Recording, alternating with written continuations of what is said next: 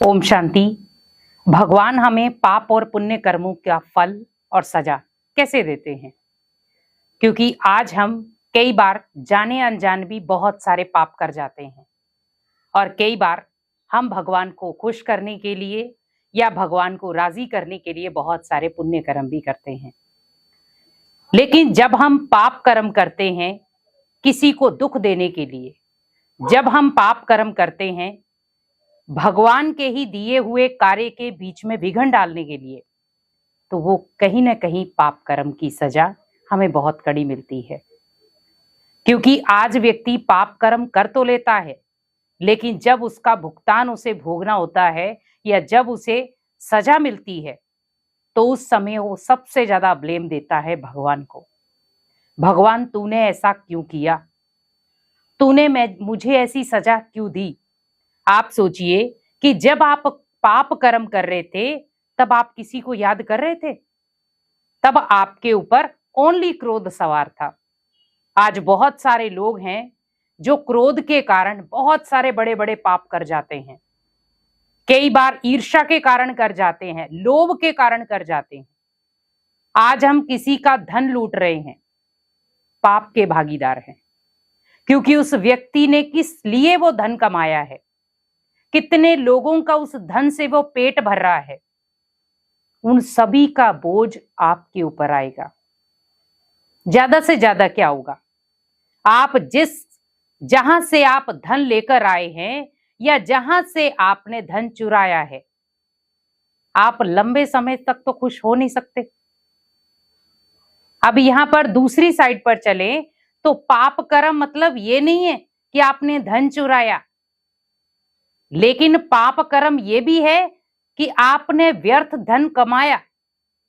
आज व्यक्ति धन कमाने में इतना ज्यादा बिजी हो गया है कि उसे यही पता नहीं चल रहा कि मैं धन किस आधार पे कमाऊं।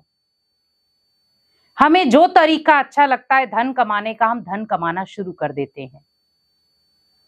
किसी को रिश्वत देकर अपना काम निकलवा लेते हैं या किसी को उल्टा सुल्टा धमकी देकर काम निकलवा लेते हैं, या कई बार हम किसी को चोट पहुंचाकर अपना काम निकलवा लेते हैं। क्या वो राइट है? क्या भगवान ने हमें ये मर्यादाएं दी हैं?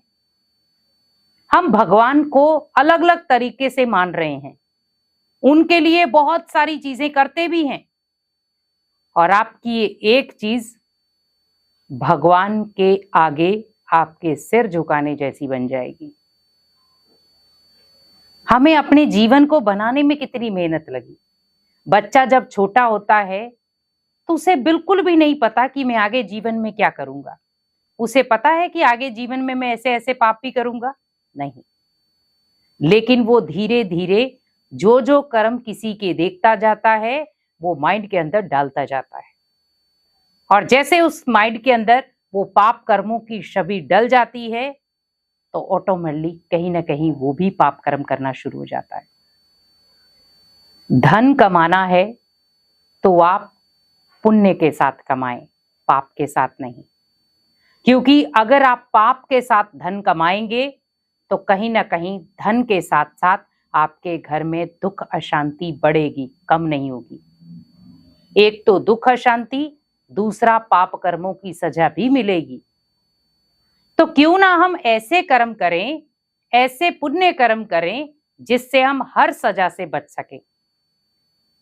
आज देखा जाए पाप कर्म करना बहुत आसान हो गया, लेकिन वही पुण्य कर्म करना बहुत मुश्किल। क्योंकि पुण्य कर्म करना मतलब निस्वार्थ भावना से करना। आज देखा जाए कहीं ना कहीं हमारी मानव जाति में आध्यात्मिकता की कमी होने कारण आज पाप कर्मों में जा रही है।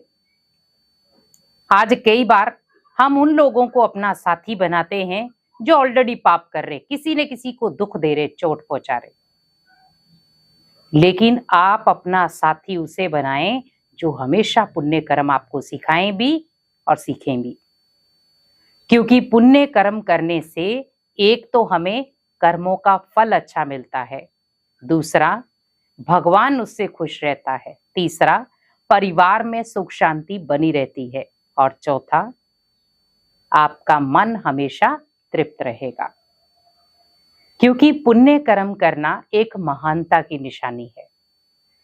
पुण्य कर्मों के साथ आप अपने जीवन को बहुत आराम से कम धन में भी चला सकते हैं, लेकिन पाप के साथ आप लंबे समय तक अपने जीवन को नहीं चला पाएंगे। आपको बार बार डर होगा, ये चीज पकड़ी गई तो, ऐसे मेरे जीवन में हो गया तो। आज देखा जाए, कई बार हम रास्ते चलते बहुत भयंकर एक्सीडेंट हो गया, गाड़ी प्रॉपर टूट गई और घर के अंदर जो मेंबर बैठे थे गाड़ी के अंदर वो बच गए।